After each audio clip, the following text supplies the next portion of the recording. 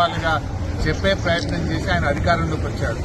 కానీ ఇవాళ అవే యూట్యూబ్ ఛానళ్లు నీ అక్రమాలను, నీ మాట తప్పిన తీరును, నీ మోసాలను ఎండగడతా ఉంటే ఇవాళ యూట్యూబ్లను తక్కువ చేసి మాట్లాడడం అనేది చాలా విడ్డూరంగా ఉన్నది.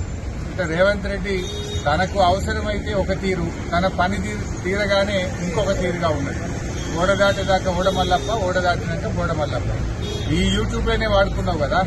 ఈ యూట్యూబ్లను నమ్ముకొని నువ్వు మరి గత ప్రభుత్వం మీద ఆరోపణలు చేసి, గత ప్రభుత్వం మీద ఉన్నవి లేనట్టు, లేని ఉన్నట్టు చెప్పి, అబద్దాలు చెప్పి నువ్వు అధికారంలోకి వచ్చినావు కదా.